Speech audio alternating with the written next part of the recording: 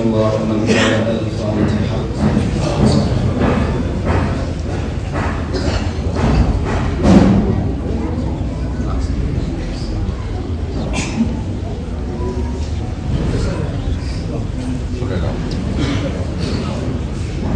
لا حول ولا قوة إلا بالله العلي العظيم. أعوذ بالله من الشيطان اللعين الرجيم. بسم الله الرحمن الرحيم. الحمد لله رب العالمين، والحمد لله الذي نور قلوبنا بمحبة علوية، والحمد لله الذي جعلنا من المتمسكين بولاية المرتضوية، والحمد لله الذي فرض مودته على العربية والعجمية، وعلى مبلغ رسالاته الإلهية سيدنا ومولانا ومولى الثقلين جد الحسن والحسين أبي القاسم مصطفى محمد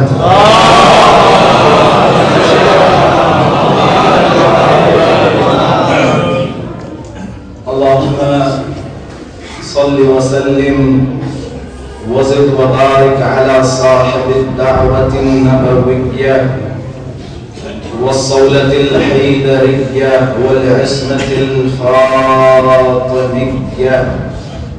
والحلم الحسنية والشجاعة الحسينية والعبادة السجادية والمعاصر الباقرية والآثار الجعفرية والعلوم الكاظمية والحجج الرضوية والجود التقوية والنقابة النقوية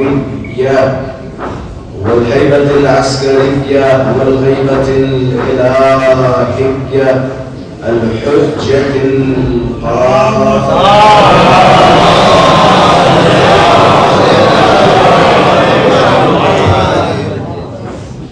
اللهم عجل لوليك الفرج والعافية والنصر، واجعلنا من أعوانه وأنصاره. أما بعد، فقد قال الله تبارك وتعالى في محكم كتابه ومضمن خطابه: بسم الله الرحمن الرحيم. إنما المؤمنون الذين آمنوا بالله ورسوله ثم لم يرتابوا. صدق الله العلي العظيم.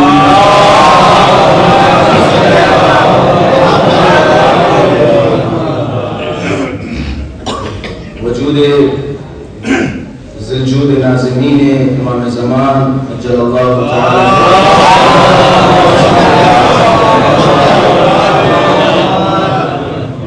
حضرت کے ظہور میں تعجیل، علماء کرام کی سلامتی، شیعیان حیدر صفدر کی سلامتی، اور بالخصوص و بالاخص شیعیان پارا چنار کی حفاظت و سلامتی، آپ سب اپنی سلامتی و اہل خانہ کی سلامتی کے لیے بآواز بلند سلامتی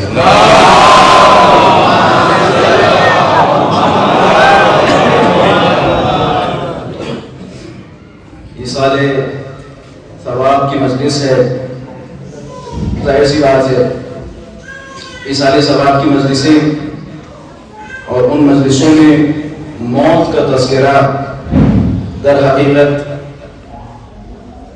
ان لوگوں کو ہلاتا ہے اور تذکر دلاتا ہے کہ جن کے اندر کہیں نہ کہیں فرعونیت یا تکبر و غرور پیدا ہونے لگتا ہے۔ یہ سال ثواب کی مجلسوں میں موت کا تذکرہ در حقیقت ہمیں بتاتا ہے جناب آپ کا یہ تکبر، آپ کا غرور، آپ کا گھمنڈ کتنا ہی بلند والا کیوں نہ ہو، ایک دن ہمیں بھی وہی جانا ہے جہاں یہ صاحب گئے. انشاءاللہ میں اس پہ تھوڑی سی گفتگو کروں گا. اس سے پہلے ماہ رجب ہے، ماہ رجب کی خوب برکتیں ہیں. ماہ رجب الہی مہینہ ہے. قرآن مجید کی ایک مشہور و معروف آیت کریمہ کو سرنامہ سخن قرار دیا، جس میں اللہ تبارک و تعالی فرماتا ہے انما المؤمنون الذين آمنوا بالله ورسوله.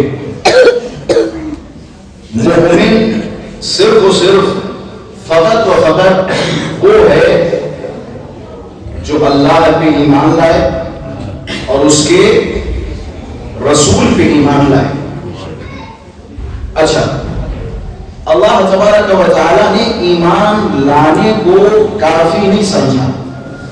آگے فرمایا مومن صرف و صرف وہ جو اللہ اور اس کے رسول پہ ایمان لائے ثم لم یرتابوا، پھر شک نہ کرے. موضوع اپنے ذہن میں رکھیے گا. کوشش کروں گا چند معلومات آپ حضرات کی خدمت میں پیش کروں. میں بھی مسلسل ایک مہینے کے سفر پہ تھا. کل پہنچا مکہ مکرمہ سے اور فوراً ادھر آنا ہوا. ہمارے اوپر بھی تھوڑی بہت نیند غالب آ رہی ہے، لیکن انشاءاللہ آپ کی سماعتیں اور آپ کی مسکراہٹوں سے ہماری یہ تھکاوٹ دور ہو جائے گی اور دور ہونے لگی.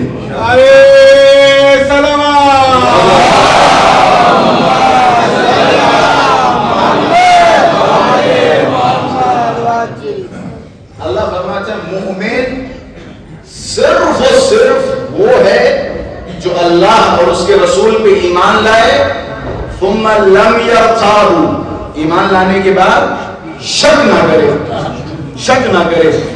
اچھا جناب، یقین ایک بہت بڑی نعمت ہے. اہل بیت اطہار علیہ السلام نے جگہ جگہ فرمایا یہ جو اللہ نے تمہیں منزل یقین عطا فرمائی، اس منزل یقین کو اپنے شک کے ذریعے ظاہر نہ کرو. چھوٹے امام فرماتے اس ایک حدیث کو اپنے سینوں پہ لکھیے، دیواروں پہ نقش کروائیے، مسجدوں کے دروازوں پہ لکھوائیے، اپنے گھروں کی دیواروں پہ لکھوائیے. چھوٹے امام فرماتے لا تنقض الیقین بالشک، اپنے یقین کو شک کے ذریعے ختم نہ کرو. بچپن سے ہمارے 50 عقائد تھے، 50 نظریات تھے، اور ہمارا یقین تھا کہ جناب والا یہ عقیدہ ہمارا محکم ہے، مضبوط ہے. ہمارے والدین نے سکھایا، ہمارے والدین نے پڑھایا، یقین تھا نا. لیکن ذرا سا کوئی شیطانی صفات آپ کے درمیان آتا ہے اور دو باتیں کرتا ہے تو آپ کا یقین شک میں تبدیل ہو جاتا ہے. بھائی توجہ فرمائیے گا. مولا کے جملے، مولا نے کیا فرمایا؟ لا تنقض الیقین بالشک، اپنے یقین کو شک کے ذریعے ظاہر نہ کرو، ختم نہ کرو. جناب میرے ساتھ چلیے، انشاءاللہ موضوع کی طرف لے چلتا ہوں. آپ اس ایک حدیث کو یاد کر لیجئے، خدا کی قسم آپ کے ہزاروں فقہی مسائل حل ہو جائیں گے. توجہ فرما رہے ہیں؟ فقہی مسائل حل ہو جائیں گے. آئیے آپ نماز کے لیے کھڑے ہوئے، پہلی اور دوسری میں شک ہوا تو کیا ہوگا؟ شک ہوا تو کیا ہوگا؟ نماز باطل. آپ فقہ اٹھائیے، آپ کو دو چیزیں نظر آئیں گی. شک کی صورت میں یا تو آپ کا عمل باطل ہو جاتا ہے یا پھر عمل کی صورت بدل دی جاتی ہے. ماشاءاللہ سے نمازی تشریف فرما ہے اور سسانی صاحب کے مسائل کے شکیات نماز بھی پڑھنے والے تشریف فرما ہیں. تو ان تمام چیزوں کو اپنے ذہنوں میں رکھیے گا اور نقطے کی طرف آپ حضرات کے ساتھ میں بھی چل رہا ہوں.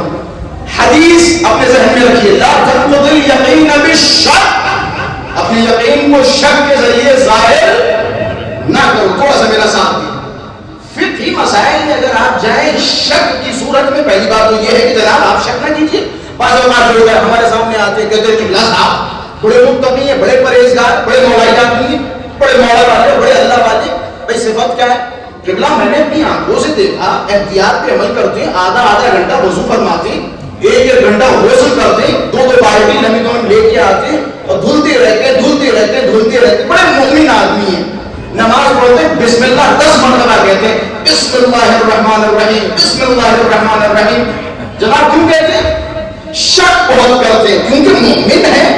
میں نے کہا جناب شک کب سے مومن کی صفت بن گئی؟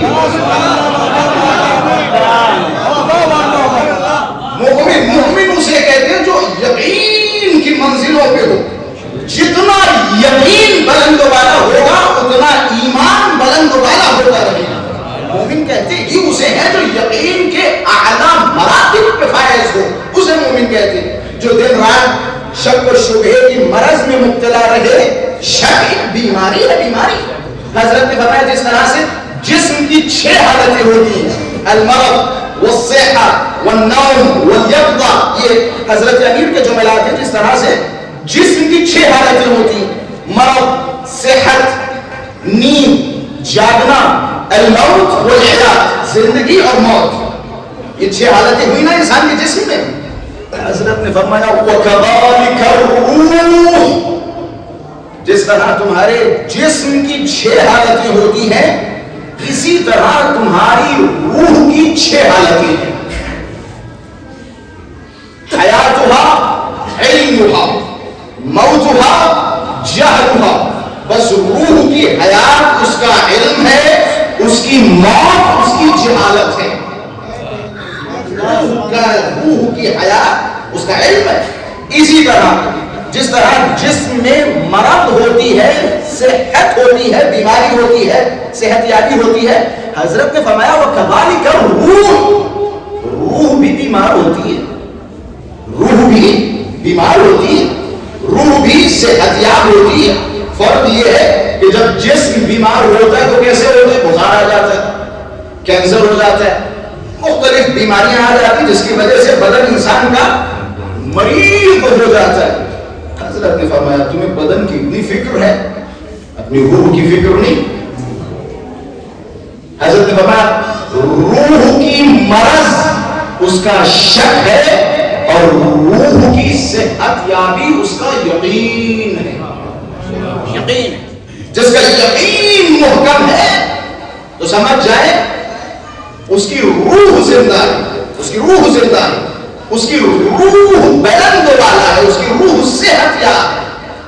فقہی مسائل کی طرف آئے ہیں، ابھی اپنے نقطے پہ پہنچا نہیں. حضرت نے کیا فرمایا؟ لا تنقض الیقین بالشک. تھوڑی دیر میرے ساتھ میں انشاءاللہ پھر بعد میں خود بخود ساتھ چلتے رہیں گے. اپنے یقین کو شک کے ذریعے ظاہر نہ کرو. اگر اس حدیث کو یاد کر لیں تو فقہی مسائل آپ کے حل ہو جائیں گے. سب سے پہلی بات یہ ہے کہ فقہی مسائل میں زیادہ شک و شبہات کے شکار نہ ہو.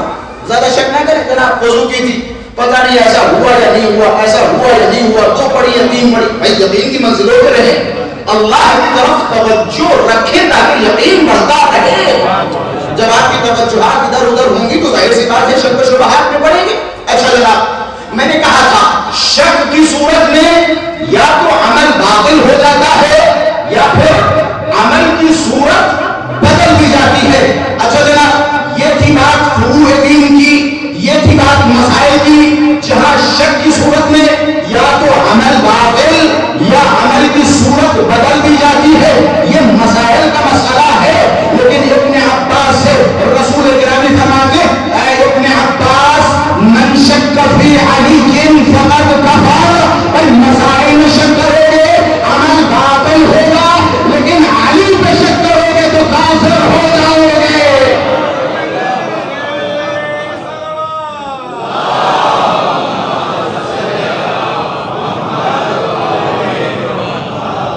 اگر علی پہ شک کرو گے کافر ہو جاؤ گے. میں نے کہا تھا نا رجب المرجب ولائی مہینہ ہے، ولائی مہینہ ہے، اور مجھے یقین ہے کہ ان فضائل و مناقب کے ذریعے جو ایک مرحوم کے درجات کو ان کے مراتب بلند ہوں گے وہ کسی اور شے سے بلند ہونے والے نہیں. جو آل محمد کے صدقے میں کسی مرحوم کے درجات بلند والا ہوں گے. میں انشاءاللہ کسی یقین اور شک کے سائے کے موت پہ تذکرہ کروں گا. میں نے مجلس سے پہلے وعدہ کیا تھا لیکن مقدمے میں چند باتیں آپ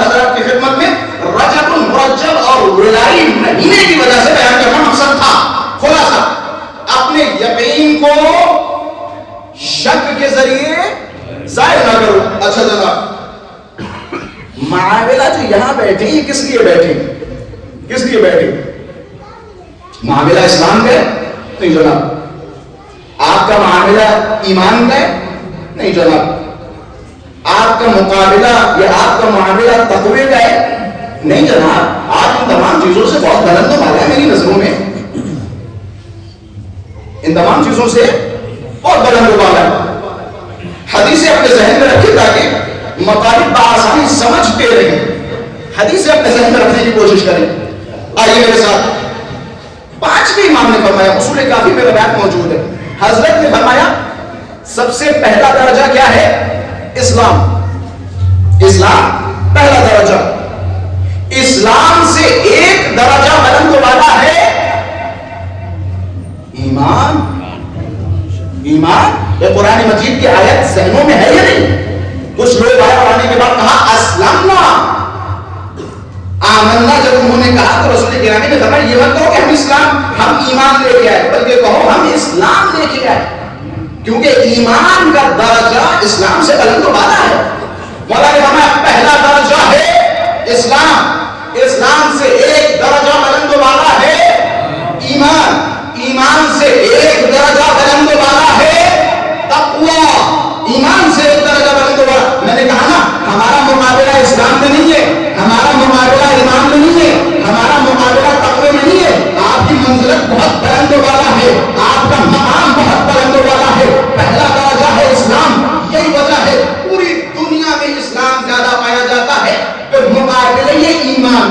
ایمان کی تعداد کم ہے, لیکن جب اہل ایمان میں تلاش کریں گے تو اہل تقوی کی تعداد کم ملے گی. پہلا درجہ ہے اسلام, ایک درجہ بلند و بالا ہے ایمان, اس سے بھی ایک درجہ بلند و بالا ہے تقوی, اور اس سے بھی بلند و بالا ہے یقین. پانچویں امام فرماتے وَلَمْ يُقْسَمْ بَيْنَ النَّاسِ أَقَلُّ مِنَ الْيَقِينِ. اللہ نے سب کچھ بانٹا لوگوں کے درمیان, لیکن سب سے کم جو دولت بانٹی اس دولت کا نام ہے دولت یقین. اب جو نہ مجھے کہنے دیجیے, جو چیز اللہ نے اپنے خزانے سے سب سے کم بانٹی ہو وہی دولت فرش عزا میں سب سے زیادہ پائی جاتی ہے.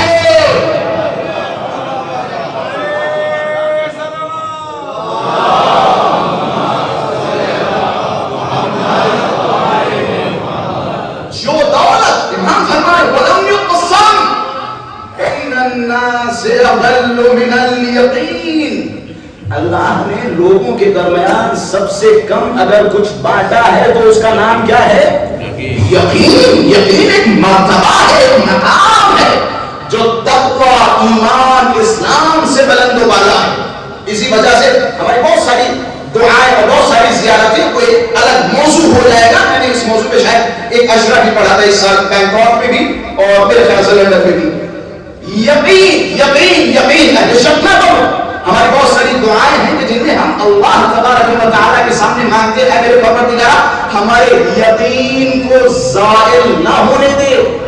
اگر امام زمانہ کی غیبت طولانی ہو جائے تو طولانی ہونے کی وجہ سے ایسا نہ ہو کہ ہم شک و شبہات میں مبتلا ہونے لگے. جناب یہ ہو رہا ہے, وہ ہو رہا ہے, فلاں نے حملہ کر رہا ہے, فلاں لوگ پریشان ہیں, ان پہ ظلم ہو رہا ہے, فلاں پہ ظلم ہو رہا ہے, شیعوں کو مارا جا رہا ہے, مسلمانوں کے ساتھ ایسا ہو رہا ہے. امام کیوں نہیں تشریف لا رہے ہیں؟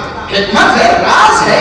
تمہیں اپنا یقین بلند و بالا کرنا ہے, اتنا بلند و بالا, اتنا بلند و بالا کہ حضرت نے فرمایا اگر قیامت میں ایک روز باقی رہ جائے تو اللہ اس ایک روز کو اتنا طولانی کر دے گا کہ حضرت حجت کا ظہور اسی دن قرار دے دے. یہ یقین ہونا چاہیے, ہمارا یقین ہونا چاہیے.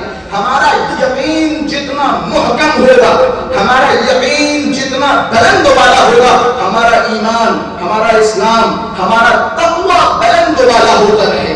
یقین کی منزلوں پہ رہیں. اہل بیت اطہار علیہ الصلوۃ والسلام نے فرمایا ہمارا شیعہ وہ ہے جو یقین کی منزلوں کو طے کرے. ہمارا مقابلہ اہل تقوی میں نہیں ہے, ہمارا مقابلہ اہل ایمان میں نہیں ہے, ہمارا مقابلہ اہل یقین میں ہونا چاہیے. حضرت صدیقہ سلام اللہ علیہا نے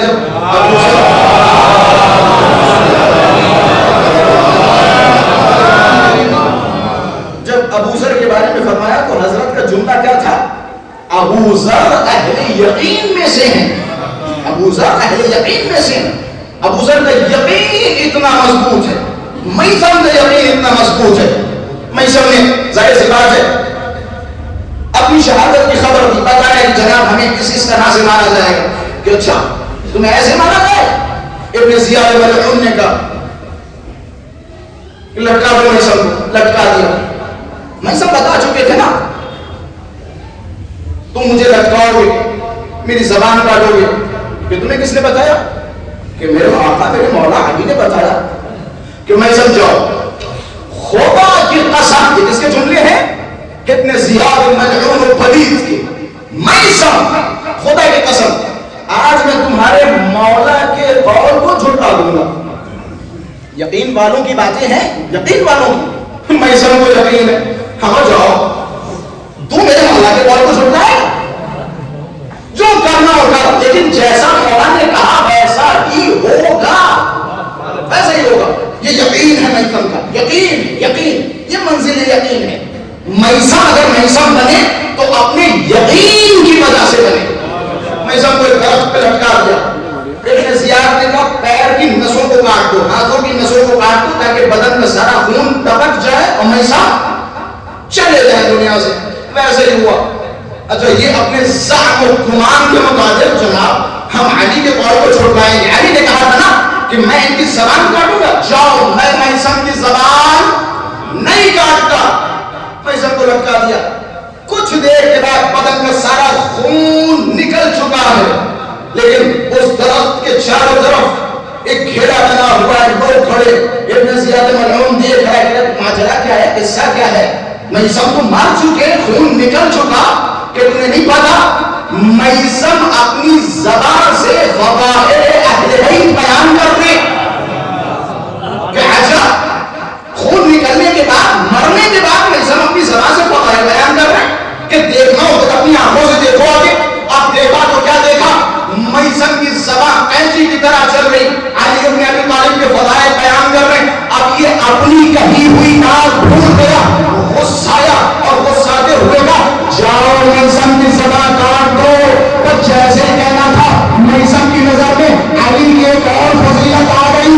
مسکراتے ہوئے فرمایا اے ابن زیاد کیا بھول گیا؟ میرے مولا نے فرمایا تھا تو میرے مولا کو جھٹلا نہیں سکتا.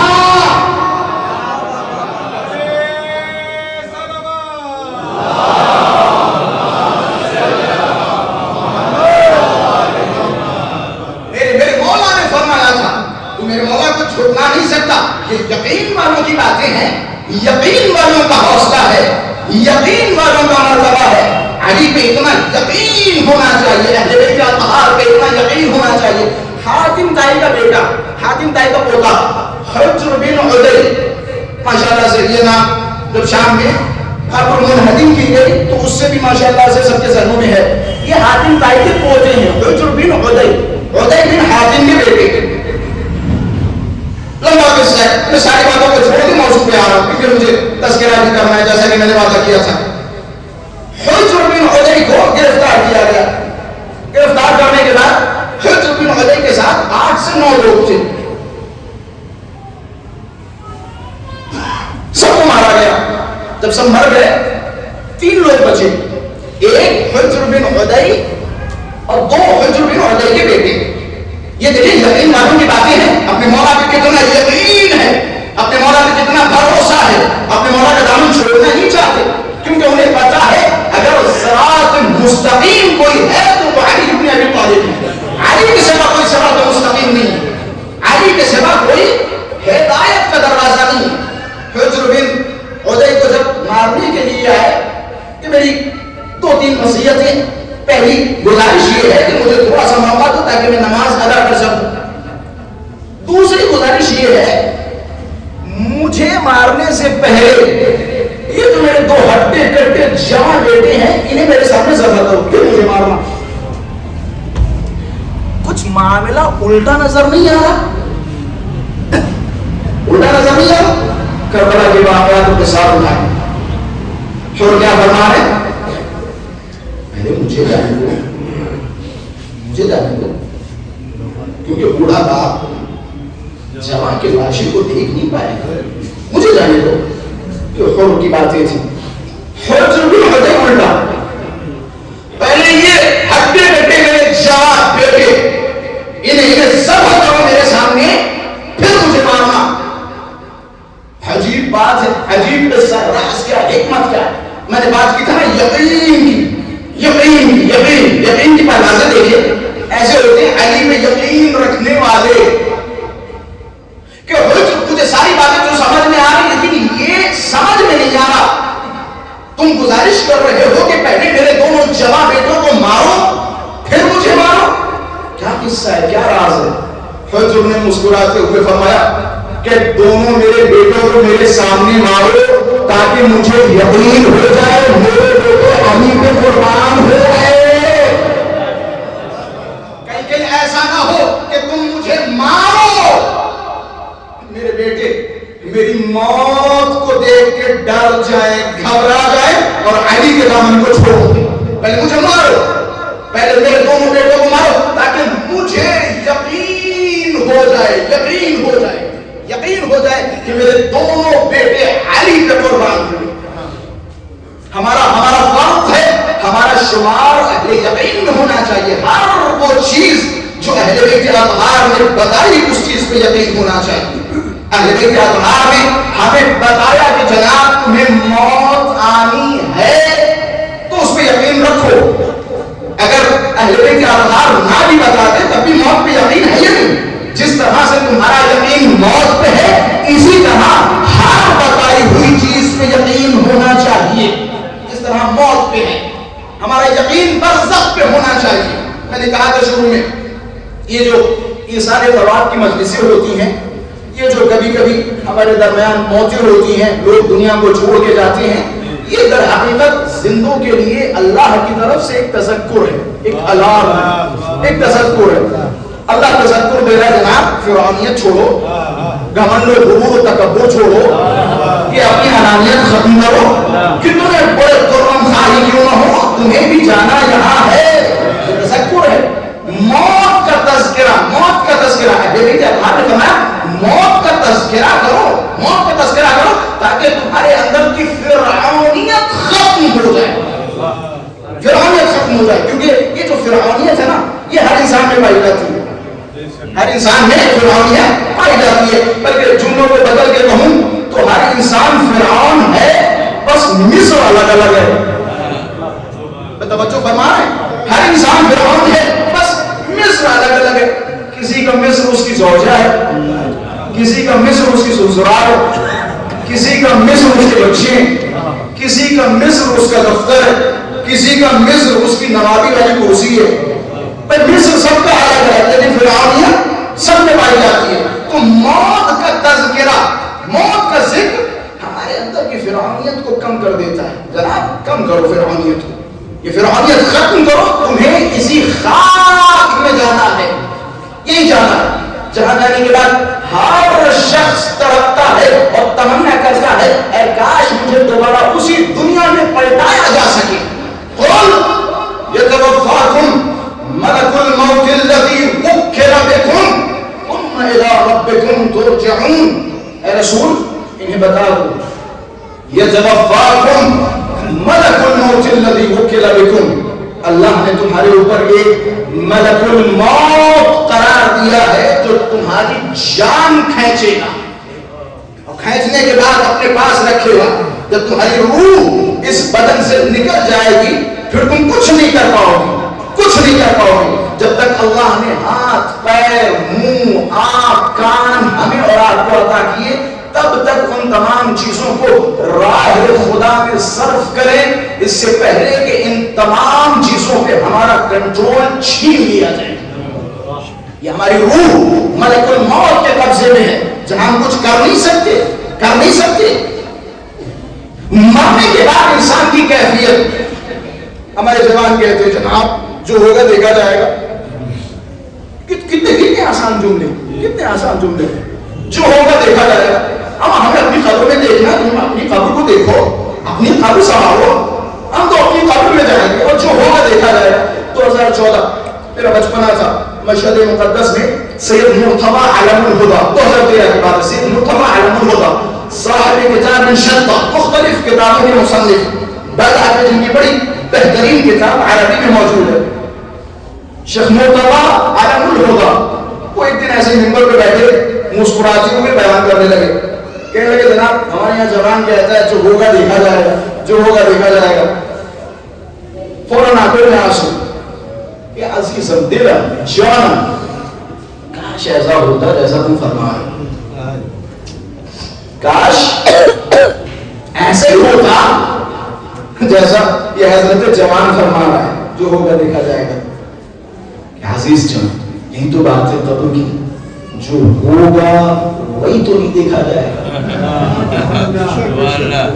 جو ہوگا وہی تو نہیں دیکھا جائے گا. کاش ایسا ہوتا, کاش ایسا ہوتا, جو ہوگا مینج کر لیں گے, جو ہوگا دیکھا جائے گا, کاش ایسا ہوتا. مسئلہ شفاعت ہمارے یقین ہے, ہمارے یقین ہے, ہماری نماز ہمارے منہ پہ مار دی جائے. کیا اوقات ہے نمازوں میں کہ سارے مسلمان بیٹھے, کوئی ایک بندہ ہاتھ اٹھائے کہہ دے کہ جناب ہماری نمازیں اتنی بہترین ہیں کہ اللہ ہماری نمازوں کو دیکھے گا اور امپریس ہو جائے گا. نمازیں کیا خوبصورت نمازیں. کسی کو یقین ہے کہ نمازوں میں, کسی کو ہے یقین؟ لمبے لمبے سجدے کرنے والوں کو اپنی نمازوں پہ یقین نہیں. میں موضوع کو تھوڑا سا سنگین کر دوں, حدیث سنا دوں. میری نظر میں ذات رسول اکرم اس سے کہیں بلند و بالا ہے. اب ظاہر سی بات ہے کچھ چیزیں ہماری تعلیم کے لیے ہوتی ہیں. اب اگر حضرت نے فرمایا حدیث بھی صحیح السند ہے تو مجھے بیان کرنے میں کوئی ہچکچاہٹ نہیں. حضرت نے فرمایا میں اگر جنت میں جاؤں گا تو اللہ کی عدالت سے نہیں بلکہ اللہ کے فضل و کرم سے جاؤں گا. یہ ہمارے رسول فرما رہے ہیں. اور ہمارے مسلمانوں کو اتنی بڑی داڑھی اور ایک مسواک اور لمبی ٹوپی میں ناز ہے حضرت کے ساتھ. یہ رسول اکرم نے فرمایا. ہمارا مسلمان کہتا ہے جناب ہم نے داڑھی رکھی, جنت ہماری پکی. اسلام کا کانسیپٹ جس طرح سے بیان ہونا چاہیے ویسا نہیں بیان ہوتا ہے. میں نے شاید کسی مجلس میں جملہ کہا تھا, کسی باہر ملک میں جوان تشریف فرما تھے, بڑے سوال کر رہے تھے کہ ہم کالجز میں جاتے ہیں, یونیورسٹیز میں جاتے ہیں, اسلام کو اگر فالو کرتے ہیں تو ہمارے لیے بڑے مسائل ہوتے ہیں. میں نے کہا میرا ایک جملہ لکھو اور یاد کرو, وہ دین جو دنیا نہ سکھائے ہم اس دین کو نہیں مانتے.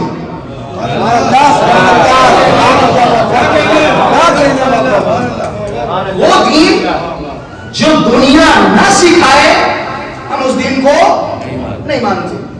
دین ہمیں سکھایا جائے دنیا میں کیسے زندگی بسر کریں.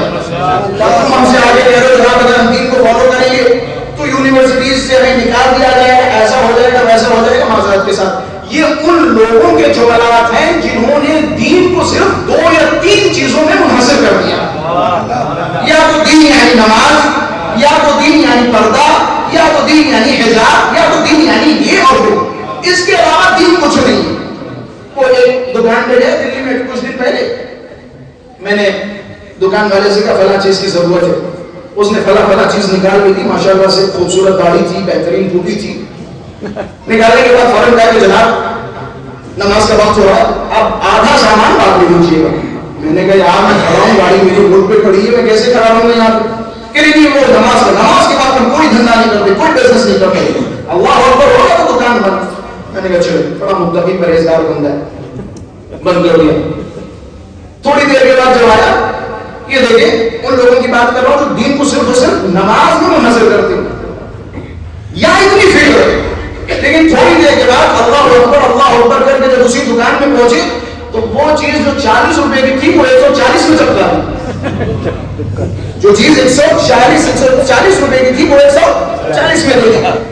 سود, بیاج, حرام خوری اور نبی کرام رشوت, گھوس, وہ ساری چیزوں کا کوئی فرق نہیں پڑتا. اور نماز کے پابند رہو.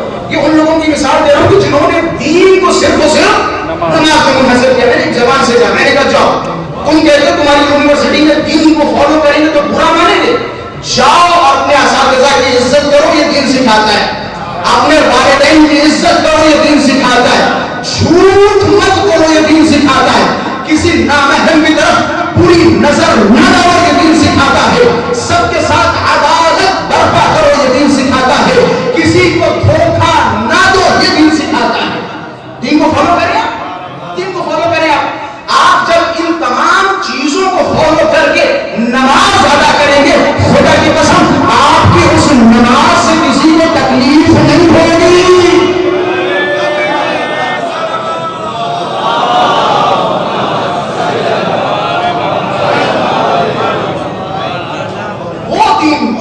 وہ دین جو دنیا نہ سکھائے، جو دنیا نہ سکھائے، ہم اس دین کو نہیں مانتے. دین ہمیں دنیا سکھاتا ہے. دین ہمیں بتاتا ہے کہ ہم دنیا میں زندگی کیسے بسر کریں. دین ہمیں سکھاتا ہے. اہل بیت اطہار نے یہ سارے ارشادات اور یہ سارے فرامین کس لیے فرمائے؟ کھانا ایسے کھاؤ، ایسے چلو، ایسے پانی پیو، ایسے لیٹو، اس طرف رخ کرو. یہ ساری باریکیاں ہمیں دنیا کے لیے سکھائیں اور فرمایا اس طرح سے دنیا میں زندگی بسر کرو. در حقیقت دین ہی کو بتاتا ہے کہ جناب زندگی کیسی گزارنا ہے. قل يتوفاكم ملك الموت الذي وكل بكم ثم الى ربكم ترجعون. ان سے کہہ دو تمہارے اوپر ایک ملک مقرر کیا گیا ہے جو تمہاری روح کو کھینچ لے گا. اس سے پہلے کہ تمہاری روح کھینچ لی جائے تم اپنے اعمال، اپنے حرکات و افعال اللہ کے لیے وقف کرو. ہمیں نہیں پتا موت کے بعد ہوگا کیا. میں تو کہتا ہوں دنیا میں سب سے مظلوم کون ہے؟ دنیا میں سب سے مظلوم مرنے کے بعد ایک مردہ ہے. سب سے مظلوم. کسی خطیب کی خطاب ہے کہ ذاکر کی ذاکری نہیں. میں عربی عبارتوں کو حذف کر رہا ہوں تاکہ وقت کے اندر زیادہ سے زیادہ باتوں کو آپ حضرات کے سامنے عرض کر سکوں. سب سے مظلوم کون ہے؟ حضرت مرحوم. سب سے مظلوم رسول گرامی کے جملے. رسول گرامی نے فرمایا اگر تمہیں معلوم ہو جائے تمہارا مردہ کتنا غریب، کتنا بے بس، کتنا لاچار ہے، تم اپنے مردے پہ خون کے آنسو بہاؤ. تمہیں اگر پتا چل جائے تمہارا مردہ کتنا لاچار، کتنا بے بس، انسان کو کس بات پہ غرور اور گھمنڈ و تکبر ہے. رسول گرامی نے فرمایا شب جمعہ یا یوم جمعہ مرد مومن کی روح کو آزاد کیا جاتا ہے. اچھا یہ بھی دماغ میں لے کے نہ چلیں کہ جناب جمعرات یا جمعے کو تو چھٹی ملے گی. یہ بھی اکارڈنگ ٹو عمل ہے، عمل پہ ڈیپینڈ کرتا ہے کیونکہ ہمارے پاس روایات مختلف ہیں. بعض گروہوں کو اعیاد پہ چھوڑا جائے گا، روایت ہے اعیاد عیدوں پہ چھوڑا جائے گا، کسی کو سال میں ایک مرتبہ چھٹی ملے گی. یہ مرد مومن کی ارواح کی بات ہو رہی ہے. مومن کی روح کو شب جمعہ یا یوم جمعہ چھوڑا جاتا ہے. ہر گھر میں مردے ہیں یا نہیں؟ محبت کرنے والے ہیں یا نہیں؟ ہمارے یہاں محبت پہچانی کیسے جاتی ہے؟ ارے فلاں صاحب بڑی محبت کرتے ہیں. کیسے؟ ہم ایک نہیں 2 گھنٹے سے رو رہے ہیں، کونا پکڑے بیٹھے ہوئے ہیں، جیسے کسی کو دیکھتے گلے لگ جاتے اور چپٹ کے چیخ کے اور چلا کے رونے لگتے. بڑی محبت کرتے ہیں جناب والا، بڑی محبت کرتے ہیں. آپ کی محبت پہ سلام. میں یہ بات نہیں کہہ رہا ہوں کہ جناب جو زیادہ روتا ہے وہ اپنے مردے سے محبت نہیں کرتا. یقیناً وہ مردے سے مرحوم سے محبت کرتا ہے. رونا ایک فطری مسئلہ ہے جس کا انکار نہیں کیا جا سکتا. لیکن سوال یہ ہے کہ آپ کے رونے سے آپ کے حضرت مرحوم کو فائدہ کیا ہے؟ آپ کے رونے سے آپ کے حضرت مرحوم کو فائدہ کیا ہے؟ آپ کو مرحوم کو فائدہ پہنچانا چاہیں گے نا. ہمدرد وہی ہے جو مرحوم کی مشکلات کو سمجھے، اس کی تکلیفوں کو سمجھے. کیسے یاد کریں گے؟ رسول گرامی کے جملے کو نوٹ کیجیے. رسول گرامی نے فرمایا اذکروا موتاکم بالخیر. تمہیں اپنے مردوں کو یاد کرنا ہو تو اس سے بازیوں سے یاد نہ کرو. یہ مت کو جناب ہمارے ابا رائفل چلاتے تھے، ایک گولی میں 2 چڑیاں مار دیا کرتے تھے. مثال کے طور پر ہمارے اوپر اتنے بہادر تھے، شیر کی کھال نظام پہن کے چلتے تھے اور ایسا کرتے تھے ویسا کرتے تھے، فلاں تھے، یہ تھے، آرمی چیف تھے، اور نبی کرام یہ تھے وہ تھے، 1000 قصے بازیاں آپ کرتے رہیے. رسول کریم نے فرمایا اذکروا موتاکم بالخیر، اپنے مردوں کو خیر و خیرات سے یاد کرو.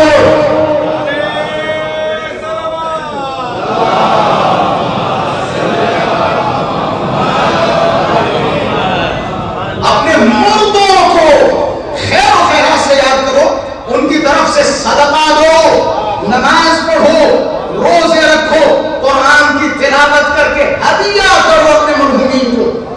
یہ کام کرنے والا زیادہ محبت کرتا ہے اس انسان کے نسبت جو دن رات بیٹھ کے روتا ہے. اس انسان کی بنسبت یہ انسان اپنے مردے سے زیادہ محبت کرتا ہے، زیادہ محبت کرتا ہے. حدیث کا مکمل ہے. شب جمعہ یہ یوم جمعہ مرد مومن کی روح کو آزاد کیا جاتا ہے. کاش مردے کی فیلنگ سمجھ سکے. ہر انسان کو ان منزلوں سے گزرنا ہے، ہر انسان کو مرنا ہے. موت پہ ہمارا یقین ہے، یقین کہ شب جمعہ یوم جمعہ مرد مومن کی روح کو آزاد کیا جاتا ہے. مرد مومن اپنے گھر پہ پہنچتا ہے، گھر کی دہلیز پہ کھڑا ہوتا ہے. اے میرے بیٹے، اے میری آنکھوں کی ٹھنڈک، اے میری بیوی، اے میری زوجہ، اے میرے بھائی، اے وہ دوست جن کے ساتھ میں پوری راتیں کالی کیا کرتا تھا، جن کے ساتھ پوری رات سگریٹ پیا کرتا تھا، چائے پیا کرتا تھا. اے میرے بھائیوں، کہاں ہو تم؟ اے میرے بیٹے، تم نے جو فرمائش کی ہم نے تمہاری فرمائش پوری کی. جیسے آئی فون لانچ ہوا سب سے پہلے میں نے تمہاری خدمت میں پیش کیا. نئی گاڑی جیسے مارکیٹ میں آئی سب سے پہلے میں نے تمہاری خدمت میں گفٹ کے طور پہ پیش کی. دنیا کی بہترین یونیورسٹی میں نے تمہارا ایڈمیشن کروایا. یہ فقیر کون ہے؟ فقیر ہے. کون فقیر ہے؟ یہ جھوٹی پھیلا کے ایک ایک کو بلا رہا. آپ کو پتہ یہ کون ہے؟ یہ وہ ہے جو کل تک اس دہلیز کا مالک ہوا کرتا تھا. یہ وہ ہے جس کے سائن کے بغیر کوئی چیک پاس نہیں ہوتا تھا. یہ وہ ہے کہ جس کے کنٹرول میں کل تک ساری کھیتیاں تھیں، سارے ٹریکٹر، ساری گاڑیاں اسی کے کنٹرول میں تھیں. لیکن وقت ایسا پلٹا کہ 2 دن کے بعد اسی دروازے پہ فقیر بن کے اللہ نے بھیج دیا. کہاں گئی تمہاری دولت؟ بڑا ناز تھا تمہیں؟ کہاں گئی تمہاری شہرت؟ بڑا گھمنڈ تھا تمہیں؟ کہاں گیا وہ تمہارا روب و دبدبا؟ بڑا غرور و گھمنڈ و تکبر تھا نا. اللہ نے تمہیں فقیر بنا کے بھیجا. اب یہ جھولی پھیلا کے کھڑا ہے. اے میرے بیٹے، اے میری زوجہ، اے میرے بھائیوں، اے میرے رشتہ داروں، اے میرے دوستوں، کیا تمہارے درمیان کوئی ہے جو ایک روٹی مجھے دے دے؟ کیا تمہارے درمیان کوئی ہے جو ایک لباس مجھے دے دے؟ کیا تمہارے درمیان کوئی ہے جو ایک درہم مجھے دے دے؟ ایک درہم یعنی 1 روپیہ کوئی دینے والا نہیں ہے. اب ذرا دلوں پہ ہاتھ رکھیں اور اپنے دل سے پوچھیں، یہ جو فقیر شب جمعہ یا روز جمعہ ہر دہلیز پہ آتا ہے، یہ خالی ہاتھ جاتا ہے یا کچھ لے کے جاتا ہے؟ یہ اندیکھا سا فقیر جو شب جمعہ روز جمعہ ہمارے دروازوں پہ آتا ہے، یہ خالی ہاتھ جاتا ہے یا کچھ لے کے جاتا ہے؟ جناب آ گئی وہ منزل، آ گئی نا وہ منزل. کہاں گئی تمہاری وہ دولت و غرور و تکبر کا گھمنڈ؟ اب یہ مردہ کہتا ہے، میں اس کو اپنے انداز میں بیان کروں تو مردہ مسکراتے ہوئے کہے گا، واہ، یہ رسول گرامی کے الفاظ بیان کر رہا ہوں. مردہ گھر کے آنگن میں کھڑا ہوگا اور کھڑے ہونے کے بعد کہتا، واہ، مال و دولت میرا، کیا بات ہے، واہ، یہ گاڑیاں میری، یہ ہوائیاں میری، یہ بینک میں بیلنس میرا، مال و دولت و عزت و شہرت میری. قبر میں حساب و کتاب و عذاب و ثواب میں جھیل رہا ہوں، عیاشیاں تم کر رہے ہو. ایک دکھتی ہوئی رگ پکڑوں؟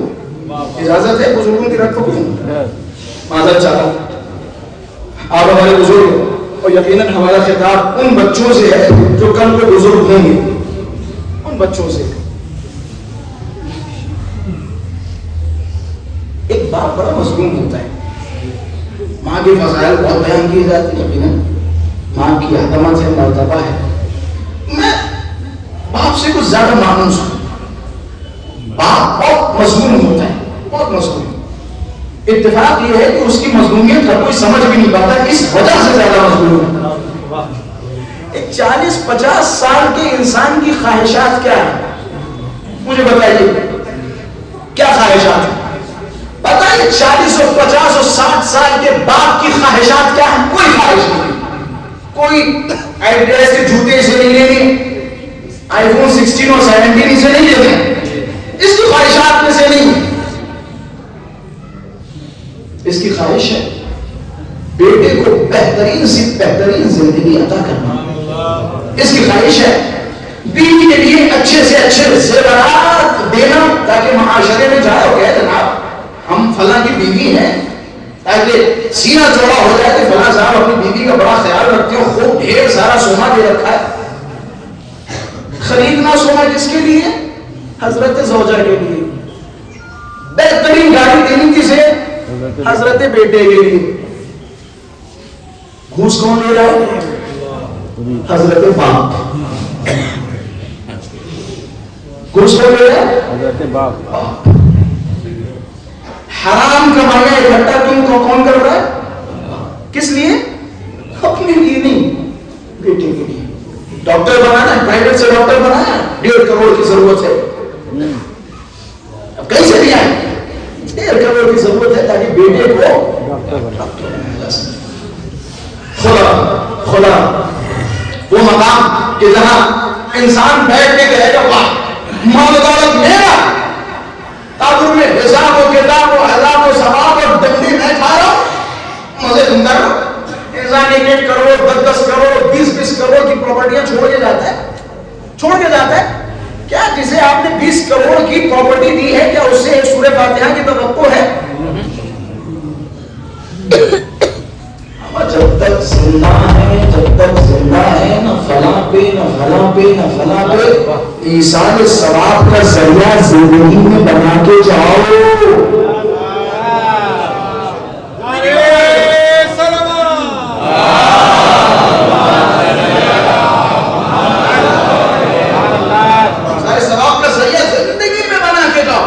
ابھی حدیث مکمل نہیں ہوئی، مرد مومن کھڑا ہوتا ہے مال و دولت میرا، قبر میں حساب و کتاب و عذاب و ثواب میں جھیل رہا ہوں، عیاشیاں تم کر رہا ہو۔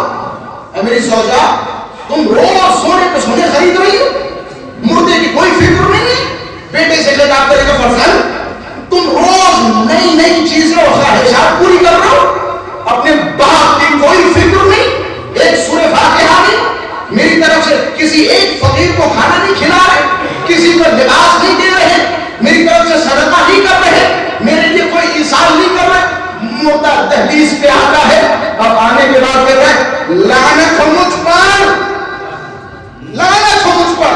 یہ کون کہتا ہے؟ مردہ کہتا ہے لعنت ہو مجھ پر، لعنت ہو مجھ پر، کہ جب تک اللہ نے یہ مال دولت عزت و شہرت میرے ہاتھوں میں رکھی تھی، اگر اسی وقت راہ خدا میں صرف کیا ہوتا تو آج کسی غیرے کے سامنے فقیری نہ کرنی پڑتی، کسی غیرے کے سامنے فقیری نہ کرنی پڑتی۔ آپ اپنی قبر، حضرت ہمارے قبر کا انتظام خود کرو، یقیناً اہل بیت اطہار آپ کی شفاعت فرمائے گی، یقیناً اہل بیت اطہار ہنگام نزع ہمارے پاس تشریف لائیں گے۔ یہ تو ظاہر سی بات ہے، موت کتنی ڈراؤنی ہے، کتنی سخت ہے، کتنی دشوار ہے، ہمارا یقین ہے موت کے ڈراؤنا ہونے پر یقین ہے، لیکن اس کے ساتھ ساتھ حضرت امیر کے بھی کچھ جملات ہیں جنہوں نے ہمارے اندر کا تھوڑا بہت ڈر ختم کر دیا۔ موت بڑی سخت ہے، بڑی دشوار، وہ روح کا کھچنا، وہ قبر کی اندھیری رات، وہ فشار قبر کا ہونا کتنا سخت و دشوار ہے. ذرا آنکھیں بند کر کے تصور کیجیے. بڑا سخت ہے نا, بڑا دشوار ہے نا. حضرت کے ایک جملے نے موت ہمارے لیے آسان کر دی, موت کا خوف ختم کر دیا. حضرت نے فرمایا سنو یا ہارو ہمدان من یمت یعنی اے حارث ہمدانی یاد رکھو تم میں سے جو مرے گا وہ علی کا دیدار کرے گا.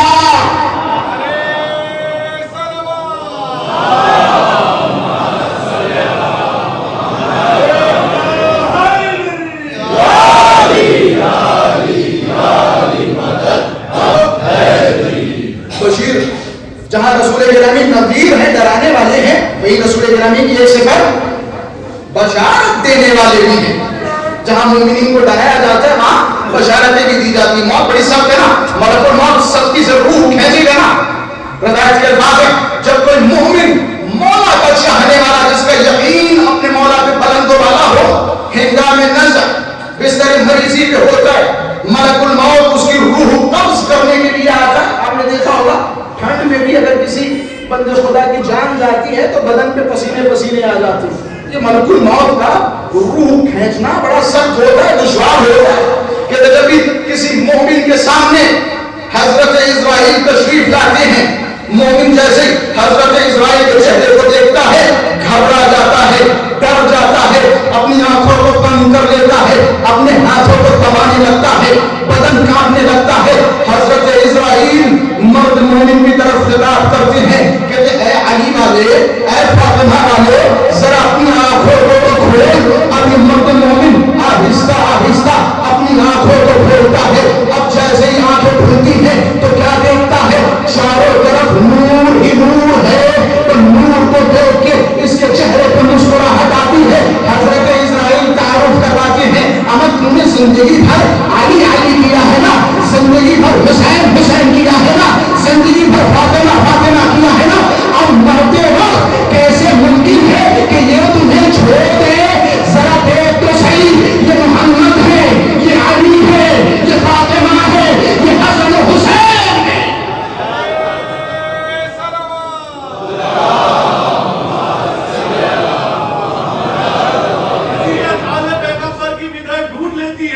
عبادت خود ہی عنوان عبادت ڈھونڈ لیتی ہے. علی کا چاہنے والا کہیں بھی دفن ہو لیکن علی کے چاہنے والے کو جنت ڈھونڈ لیتی ہے.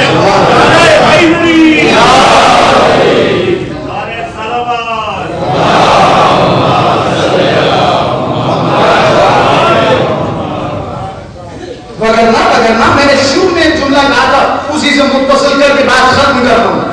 میں نے کہا تھا اگر یاد ہو کس کی نمازیں اس لائق ہیں تو کہے جناب ہم نمازوں کے بدلے جنت میں چلے جائیں گے, روزوں کے بدلے جنت میں چلے جائیں گے, نبی تو ہم فلاں عمل کے بدلے جنت میں چلے جائیں گے.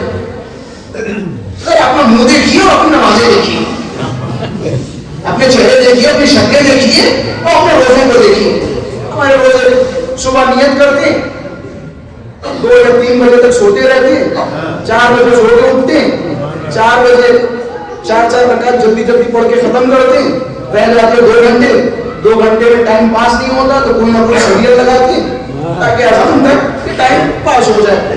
یہ ہمارے روزے ہیں, یہ ہمارے روزے. رات میں جا کر 10 لوگوں کے ساتھ, مردوں کے ساتھ کسی نکڑ پہ بیٹھ کے ادھر ادھر کی باتیں ہو رہی, غیبتیں ہو رہی, چغلیاں ہو رہی, چائے چل رہی اور سگریٹ چل رہی اور نبی گناہ ماشاء اللہ. یہ ہمارے روزوں کی حیثیت ہے, یہ روزوں کی حیثیت ہے. ان روزوں میں تمہیں بڑا فخر ہے, ان روزوں میں فخر ہے.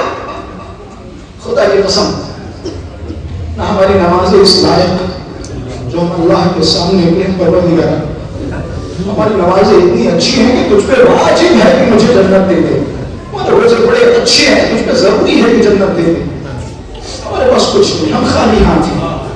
اگر جنت ہماری قسمت میں ہوگی تو وہ صرف و صرف اہل بیت اطہار کی شفاعت کو ہوگی, شفاعت کو ہوگی.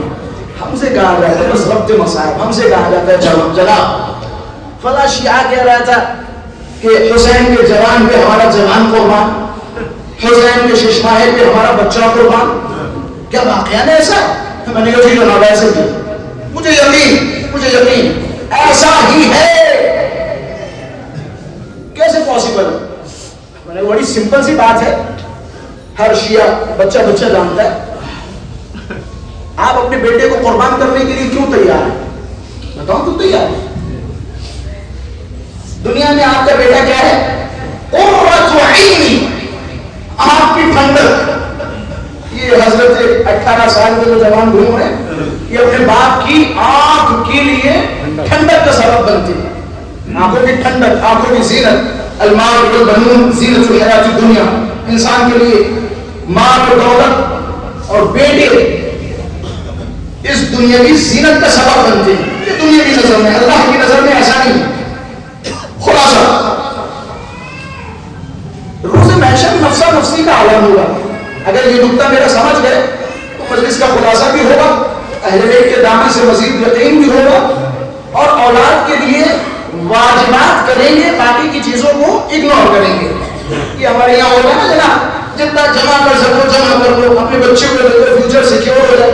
بھائی بھوکا مر رہا ہے، بچے کا فیوچر سیکیور ہو جائے.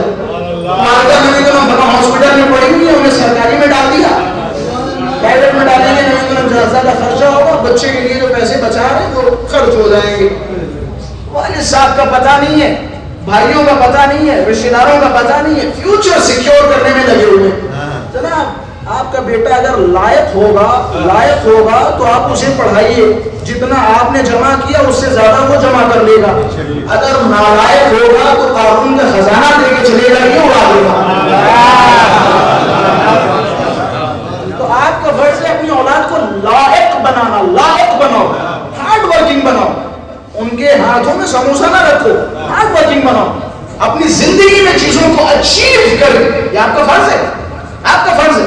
میں نہیں کہتا کہ آپ اپنے بچوں کے لیے پراپرٹیز نہ چھوڑیں، میں نہیں کہتا آپ اپنے بچوں کے لیے میراث نہ چھوڑیں، لیکن اپنے گردن کے واجبات کو ادا کریں. ایک صاحب نے اپنے بیٹے کو ڈاکٹر بنایا، والد صاحب نپٹ گئے، چلے گئے.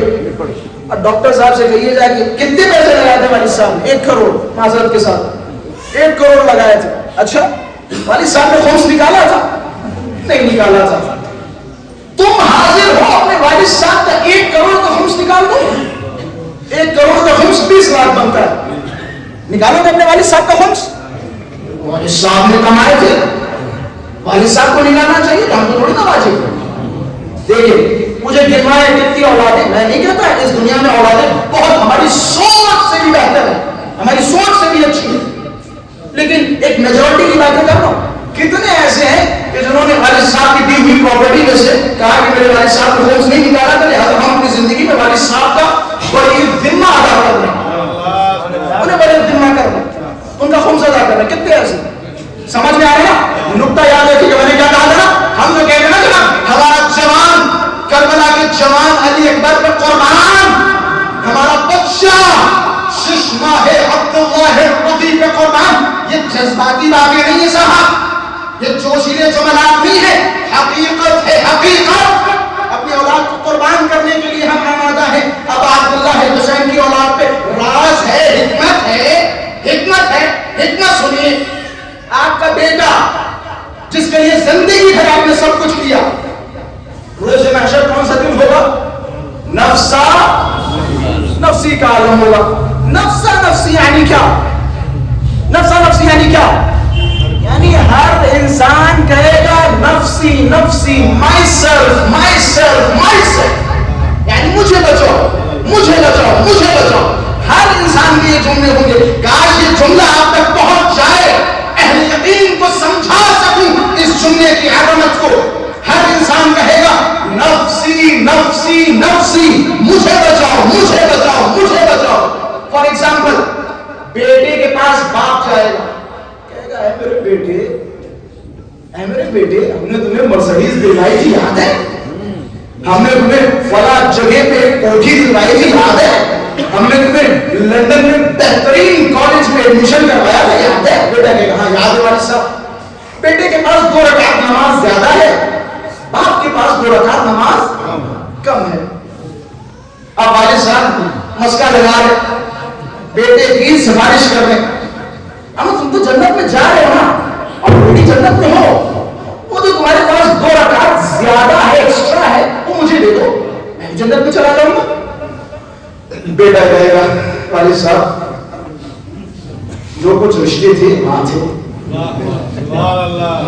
کوئی نہیں ہے. قرآن کی آیت ہے نا، اس دن کے جس دن باپ اپنے بیٹے سے فرار کرے گا، بیٹا اپنے باپ سے فرار کرے گا، بیوی اپنے شوہر سے بھاگے گی. 50 تولے دل نہ آئے ہوں یا 100 تولے، لیکن وہاں بیوی آپ سے بھاگے گی. جب کچھ لوگ خوش بھی ہو جائیں گے، کچھ لوگ خوش بھی ہو جائیں گے. بیوی اپنے شوہر سے بھاگے گی، شوہر اپنی بیوی سے بھاگے گا. عالم کیا ہوگا؟ نفسا نفسی کا. ہم سے کہتے ہو نا تم اپنے بچوں کو حسین کو قربان کرنے کے لیے تیار ہو جاتے ہو، اہل بیت اطہار کو قربان کرنے کے لیے تیار ہو جاتے ہو. جی جناب، راز ہے، حکمت ہے. جہاں پوری دنیا چلائے گی myself نفسی نفسی نفسی، پروردگارہ مجھے بچا مجھے بچا مجھے بچا. دادا ایک طرف کہیں گے پروردگارہ نفسی، بیٹا کہے گا نفسی، والدین کہیں گے نفسی. جہاں ساری کائنات سارے رشتہ دار کھڑے ہو کے نفسی نفسی نفسی چلائیں گے، وہی اہل بیت اطہار جنت کے دروازے پہ کھڑے ہو کے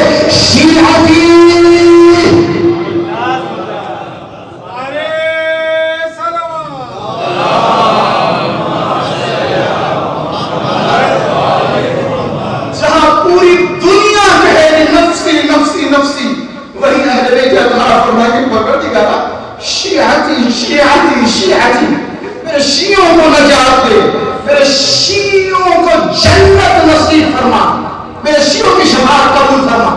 جہاں ساری دنیا بھاگ رہی ہوگی وہاں اہل بیت اطہار ایک ایک شیعہ پہ نظر رکھی. حضرت صدیقہ سلام اللہ علیہا جب ناقے پہ سوار ہو کے میدان محشر میں پہنچے گی، آواز آئے گی یا ایھا المال یا ایھا الجمع، اے اہل جمع. محشر اہل جمع یعنی کیا؟ یعنی اے موسیٰ، اے عیسیٰ، اے زکریا، اے یوسف، اے لوط، اے یحییٰ، اے موسیٰ، اے ابراہیم، یا ایھا الجمع ردوا الابصار وطاعوا الرؤوس فإن هذه فاطمة تسير إلى الجنة. اے موسیٰ عیسیٰ اپنے سروں کو جھکاؤ کیونکہ فاطمہ کی سواری جنت کی طرف جا رہی ہے. اپنے سروں کو جھکاؤ، سروں کو جھکاؤ، اپنی نظروں کو نیچے کرو. فاطمہ کی سواری جنت کی طرف جا رہی ہے. موسیٰ و عیسیٰ و ابراہیم کی نظریں جھکی ہوں گی، فاطمہ کی سواری جنت کی طرف ہوگی، جنت کی دہلیز پہ پہنچے گی. جابر بن عبداللہ انصاری سے روایت، اور یہ جملے بیان کر دوں. جب جابر 5ویں امام کی خدمت میں آیا نا، 5ویں امام سے خواہش کی کہ مولا حدثنی حدیثا فی جدتی فاطمہ، اے مولا اپنی جدہ فاطمہ کی فضیلت میں کوئی حدیث سنائیے تاکہ جب میں وہ حدیث ان کے چاہنے والوں کو سناؤں تو ان کے دل خوشی سے باغ باغ ہو جائے. پھر مولا نے یہ حدیث سنائی. اصول کافی میں بھی روایت موجود ہے کہ سیدہ کی سواری جنت کی دہلیز پہ آئے گی، جناب سیدہ جنت کے دروازے پہ رک جائیں گی، ٹھہر جائیں گی. اللہ فرمائے گا اے بنت محمد میں نے تو اجازت دی ہے نا جنت میں جانے کی، آپ جنت میں جائیے، آپ کیوں رک رہی ہو، آپ کیوں ٹھہر رہی ہو؟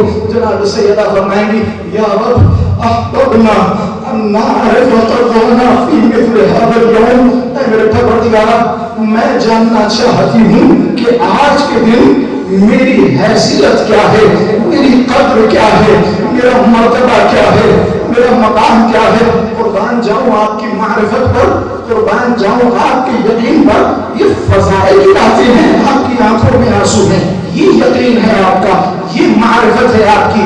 ولایت کے جملے ہیں. شہزادی فرمائیں گی اے میرے پروردگار میں جاننا چاہتی ہوں آج کے دن میری قدر کیا ہے، آج کے دن میری حیثیت کیا ہے، آج کے دن میرا وقار کیا ہے، میرا مرتبہ کیا ہے. اللہ فرمائے گا اے بنت محمد ارجعی وانظری من كان في قلبه حب لك أو لأحد من ذريتك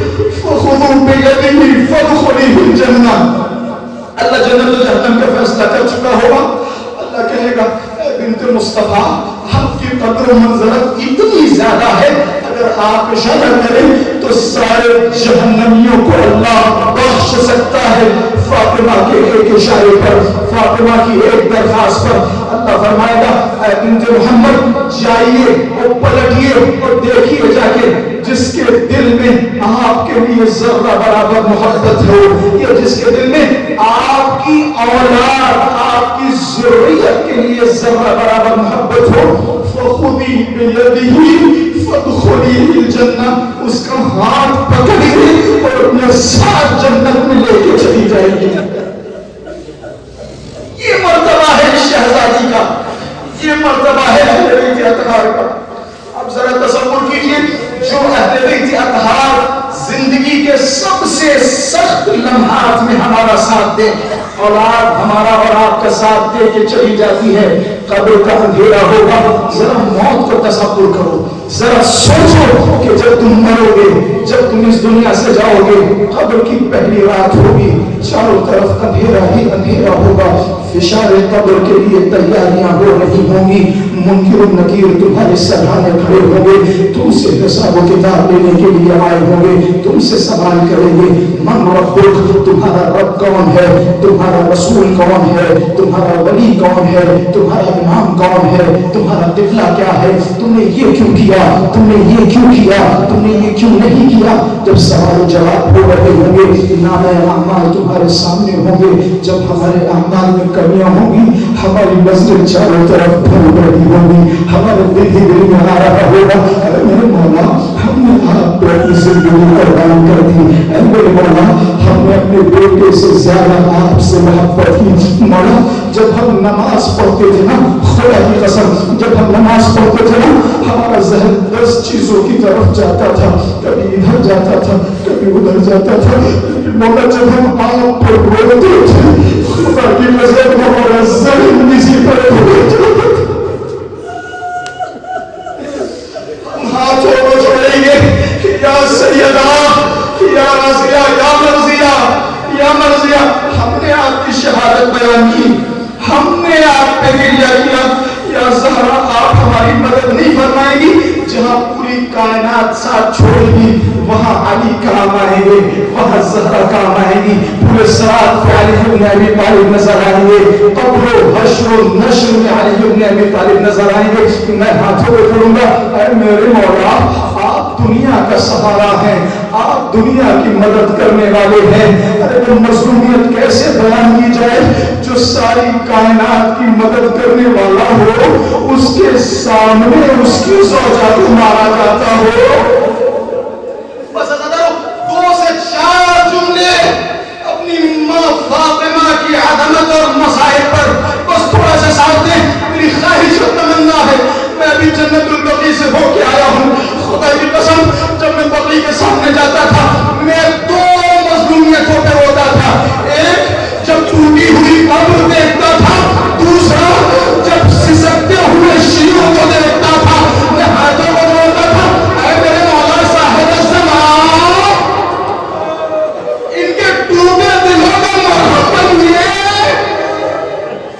یہ کتنی مظلومہ ہے، یہ کتنی مظلومہ ہے، عظمت ہے عظمت۔ میں نے انہیں گنہگار آنکھوں سے پڑھا، جب بھی امیر المومنین زہرا کے پاس آتے تھے، کاش میرے ان جملوں کو سمجھ جائے، خدا کی قسم ہوتے ہوئے مجلس سے جائیں گے۔ کہتے جب آتے تھے حضرت زہرا سے باتیں کرتے تھے، باتیں کرنے کے بعد وَرَجْعَ رُجُوعًا قَهْقَرًا، کہتے علی زہرا سے جب واپس جاتے تھے تو زہرا کی طرف پیٹھ کر کے واپس نہیں جاتے تھے، بلکہ چہرہ زہرا کی طرف ہوتا تھا، الٹے پھیر۔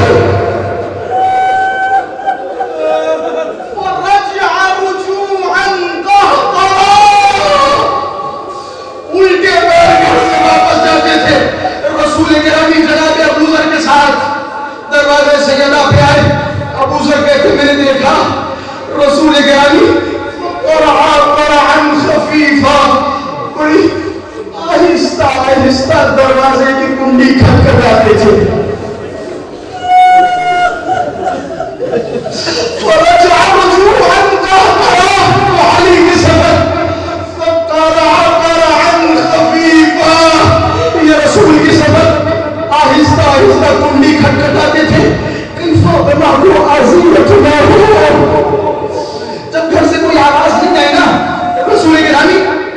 دروازے سے ہٹے سامنے ایک باغ میں جا کے بیٹھ گئے. ابو ذر نے ہاتھوں کو جوڑا, اے میرے رسول یہ گھر آپ کا ہے, دروازے کھلے ہوئے ہیں, گھر میں بیٹی ہے, آپ کو کنڈی کھٹکھٹانے کی کیا ضرورت؟ آپ ایسے گھر میں جا سکتے ہیں, لیکن یہ کائنات کا رسول بتانا چاہتا ہے اے مسلمانوں اس گھر کی عظمت ہے. کائنات کا رسول بغیر اجازت گھر میں نہیں جاتا. میں ہاتھوں کو جوڑوں گا, اے میرے رسول اے جس دروازے کو آپ چنا کرتے تھے بغیر اجازت گھر میں ہی جایا کرتے تھے, اور اسی دروازے پر مدینے کے بادلوں نے آگ لکڑیاں لا کے آگ لگا دی. جب دروازہ چلنے لگا نہیں آگے آیا, اپنا نحس پر دروازے پہ ڈالا, اور جلتا ہوا دروازہ زہرا کی پسلی پہ گیا. زہرا نے آواز دی, اے فرزا میری پسلیاں ٹوٹ گئی. فرزا میرا موزن شہید ہو گیا. فرزا علی کو بچاؤ. فرزا سانس لینا دشوار ہے. اے فرزا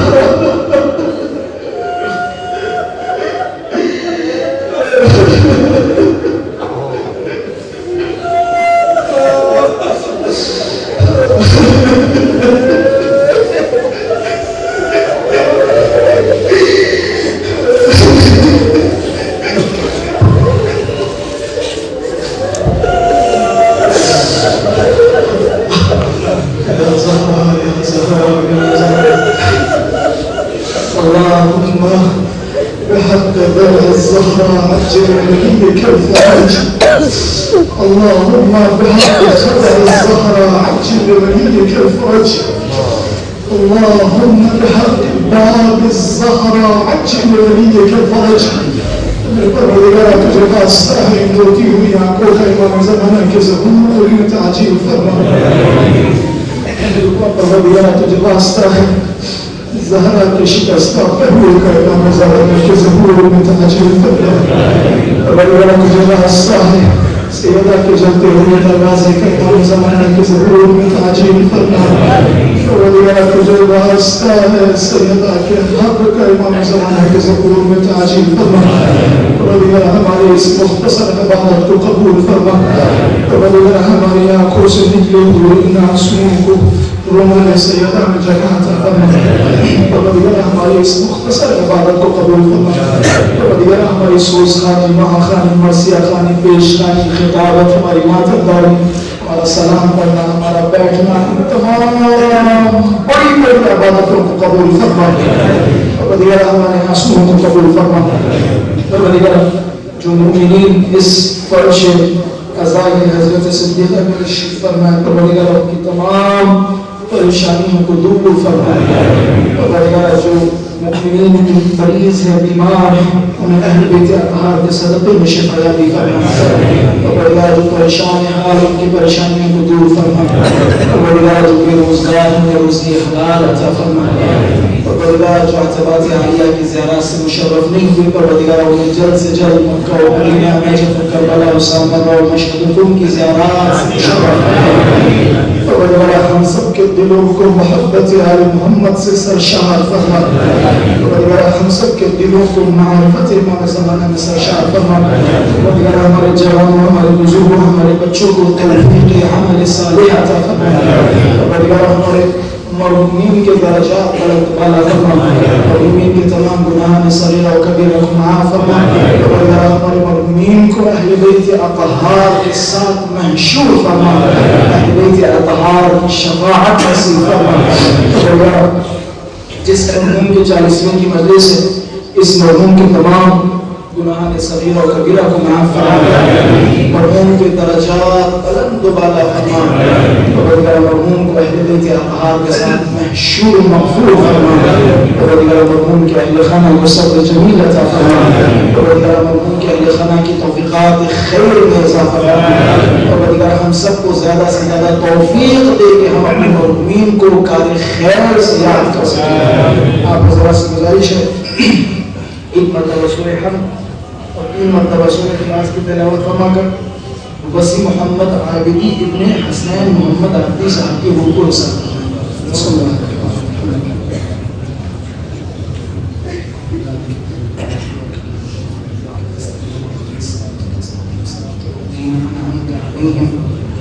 غير المغضوب عليهم ولا الضالين. بسم الله الرحمن الرحيم. قل هو الله احد الله الصمد لم يلد ولم يولد ولم يكن له كفوا احد. بسم الله الرحمن الرحيم. قل هو الله احد الله الصمد لم يلد ولم يولد ولم يكن له كفوا احد. بسم الله الرحمن الرحيم. قل هو الله احد الله الصمد لم يلد ولم يولد ولم يكن له كفوا احد. صل على محمد وعلى محمد. ربنا تقبل منا انك انت السميع العليم.